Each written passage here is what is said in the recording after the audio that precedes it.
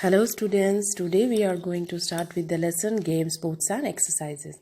Now here in this lesson you will learn all about games, sports and the uses of the games and sports, and also you will learn how to work in team. You will also learn about the importance of team spirit. And in the last part of the lesson you will learn about the changing pattern of the leisure, how to breathe, and the importance of the exercises. So in this lecture we will study only about the first part. So let us start with this. Now in the picture, as you can see, there are different photos showing what games. So there are different games or sports you can see as it is shown in the photos, and there is chess, there is skiing, there is football. So they all are games. Now why do we play? As you all know that we play for our happiness, we play for our enjoyment, we play for our fitness, we play for our mental development. So playing is very important part of our life, and we play for our development, our well-being, and also we play for competition. Now when we exercise, what happens to our mind and bodies? Our minds and bodies are energized. They get the energy while we play the games. And mental attention, mental work is also required in different types of games. Kabaddi, kho-kho, football, all these needs physical effort. So when we play games, we get all the body movements, all the mind calculations. So it gives us energy, it gives us mental power, it increases the mental work. So our brain also develops. It also teaches us to how to interact or how to talk with others, how to stay in discipline, how to maintain a relation between the teammates, and also teaches us to work hard and stay in a group. If you don't play, you will not learn the manners of how to interact, how to talk with others. So in a group or in a team, if you play, you will learn how to solve all your problems among yourselves in the team. So there will be no differences among each other. So these are the very important points that we have seen, which shows the advantages of sports and games. Now, what are the features of games and sports? There are different features of the games and sports. As you can see, there are sets of rules. They require one or more players. Every game or sport has a goal or objective, and whoever reaches the goal first wins. So there are different features of the games and sports. So all the games and sports have a set of rules. There should be some rules, there should be some laws by which the games and sports are played, and one or more players are also required. There is a goal, there is a point up to which we have to reach to win. So that is every sport has a goal or objective. Now there are different types of games: outdoor games and indoor games.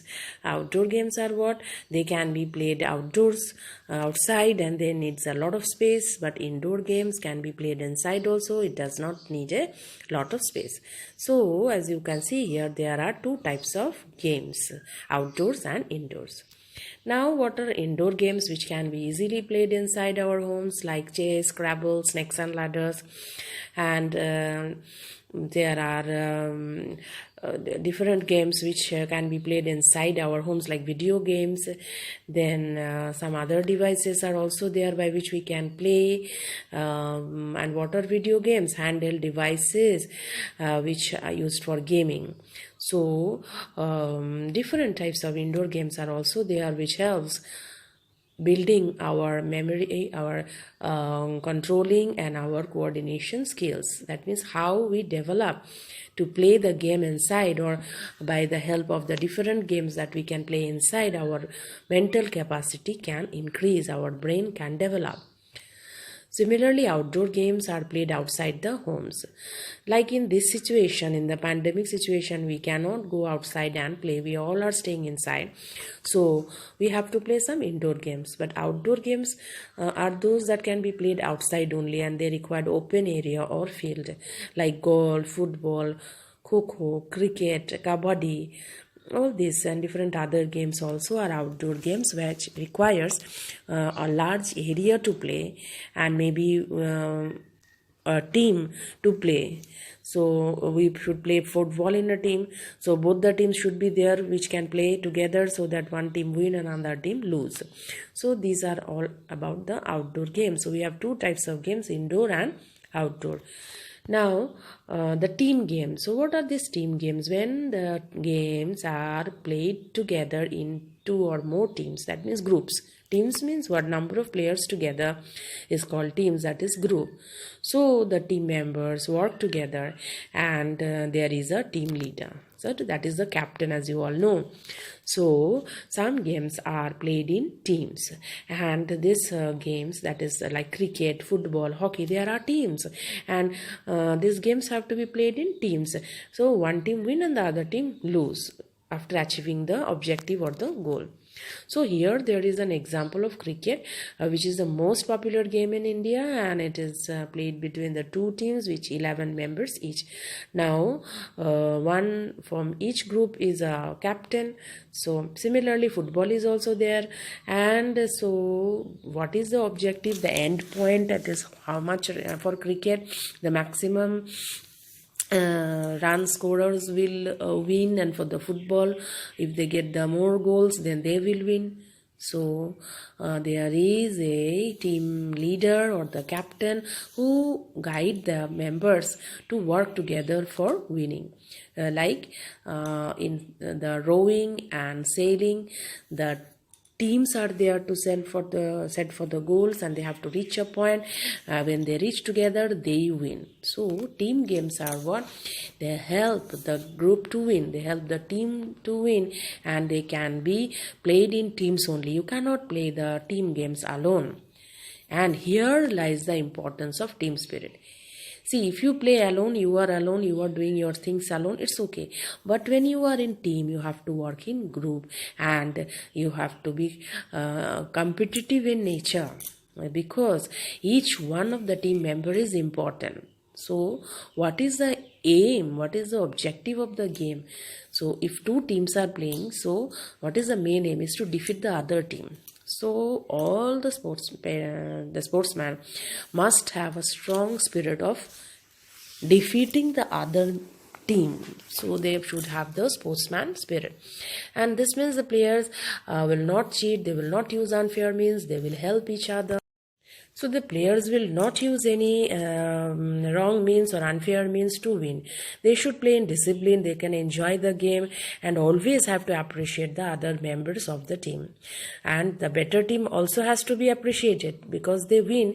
The other team will not be depressed, or will not show their sorrowness to the others, but they should appreciate the better team, and would always play in rules, always respect the competitors, and never will behave badly while playing. These are the rules that should be followed when you play in teams. Similarly, I think all of you know that when a batsman scores century, that means 100 runs, then always the opposite team members congratulate. These are the sportsman spirit. You should not be jealous of the other team members if they win. So each one is responsible for his own behavior, and each one should appreciate the other team members. Now all the team members will work together to get to one goal, and that means the winner point. So all the team members must work together, and no player in the team is more important than the others. Everyone is important. Each and every member is important, and this feeling is very, very important. We respect others, we help others, we just give the directions to others, and so this is known as the team spirit. We should all work together, and we should be very much loyal to the team. and eager to give our best to support the team, to encourage, to give them our best to the team so that the team can win. So a team will make a plan, will give each member its different work, and then they will work together to get that achievement, to get that objective, to reach that goal. So there should be a team leader who will recognize the strengths of the members, and the team member will assign each team member some work according to their strength and lead the team so that the team can win. So this team games are very important in the sports and games life. And here we have learned about the different team games like football and cricket and different other team hockey. All these team games are there, where you have seen that in the team games, all team members must work together to achieve the goal. That is the objective or the final position. So each and every team member is very important in a team. And there should be sportsman spirit also. Each team member should be given support from the other one, and the team leader should find out the main strength of a player in his team and give him the work to do, so that each one perform at his best and help the team to win against the other team. But when the other team wins, there should be sportsman spirit, so that the other team, who is the loser, can appreciate and congratulate the winner team.